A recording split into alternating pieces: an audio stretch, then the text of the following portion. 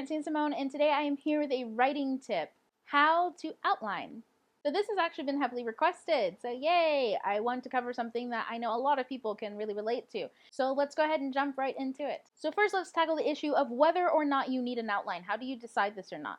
I'm just going to go ahead and let you know off the bat, I personally believe that everyone needs to outline at some point in time during the construction of their manuscript. Either you do it beforehand or after, right before you do developmental edit. Think of this in two ways. Either you outline to create a roadmap for yourself so that you can write in a linear fashion, or you know exactly what you need to write and to do. If that seems way too unenthusiastic for you, then perhaps you write your book and then you outline afterwards to make sure that everything is lining up and everything is done well and everything is where it needs to be. So that would literally be after you write your first draft, you go ahead and outline your story to see what is missing or perhaps what there is too much of. So let's go ahead and get into how to do that. Tip number 1, decide if your story has an internal or external struggle. Now this is really important because this is going to tell you what you need to focus on plot-wise in your story. If you're writing a contemporary day in the life, chances are it's internal. If you're writing some type of epic, whether that be fantasy, science fiction, mystery, you need to decide whether there are going to be internal struggles or external struggles. Now, why deciding this helps you is when you actually get down into it and you are looking at your outline,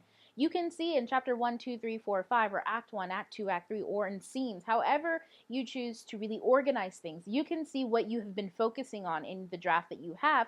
Or if you do this before you write, you can see what you need to focus on. If you've got 20 chapters in your story and 1 through 10 are all external things that are happening, but your story is about a girl or guy overcoming their first love, chances are you're missing out on a lot of internal growth. Vice versa, if your story is a hero or heroine's journey and a lot of your stuff is dealing with day in the life relationship, but there's not a lot of external plot in between or moving the story or big enough events that really change the course of the story, then you probably have a problem. Deciding what kind of plot it is first and then outlining it based on that is really going to help you pinpoint any problems or let you know that you are on the right track. Step number 2, write down all the events. Now, if you're doing this before you've actually written your story, this is where you're going to brainstorm all of the events, big things, small things that happen all the way throughout the novel.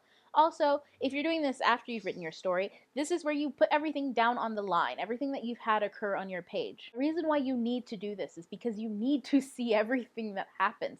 This is going to let you know what is missing. If there are any events that need to take place to get a character from A to D, if you've missed C, you're going to see that on your outline. Sometimes what I notice in a lot of externally driven plots, there's a lot of internal struggle missing between characters. Doing this is going to help you see what type of an event that you need to happen to help that internal struggle come out a little bit more, to really solidify where your character is, where they're going, what state of growth they're in with whatever their struggle is. Number 3, organize the events chronologically. Now, I think we can all agree that this is highly important because if you can't see what happens in order, how the fuck are you going to pick up on anything that might be missing or know that what you have is solid? Don't think that needs explanation, does it? Step number 4, use colors to define internal and external plots or anything else significant to your story. Now, I am huge on writing down my outlines. I actually do them by hand and I use color pencils. Color pencils are really helpful because you can color code. This is a visual cue. Sometimes just deciding that something's an internal plot or an external plot is really difficult. Sometimes our brains can trick us into just saying, oh, that's internal enough.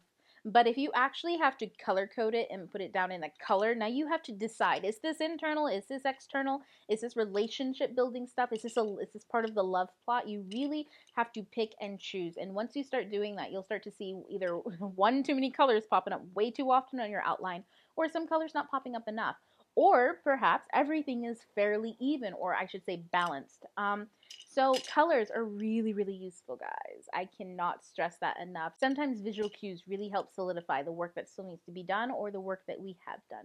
Number 5, list how each event affects the internal and the external plot. Notice how a lot of this has to do with internal and external plots. I cannot stress enough how important both internal and external plots are in your story. So you've written down all your events, you've organized them chronologically, and you've either color-coded whether something is an internal plot event or an external plot event. Now you need to explain to yourself how these events, whether they're internal or external, actually affect that overall internal external plot. To know how these events affect them on the internal and the external. How does it move their struggle along? How does it encourage growth or regression?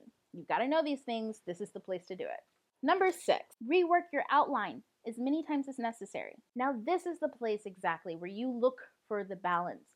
You need to see what's missing, what's working, what's not working. You might change some scenes around. You might realize that a scene really belongs in the beginning versus the end, or vice versa, or whatever. This is the time and the place to really look at that. After you've gotten everything down, you've said what it all means, now you really understand the significance of your story, the significance of the internal plot, the external plot, and you can include all the complexities that you need by really reworking the organization on it. Outlining at any point in time during your manuscript, any numerous amounts of time, is okay, and it actually helps with your writing, and it helps you stay focused, and it helps you really dig deeper into your story. So never be afraid of outlines, guys. They are as fluid as you are, and they can be as fun as you want them to be, or as stringent as you want them to be. Whatever, just do it.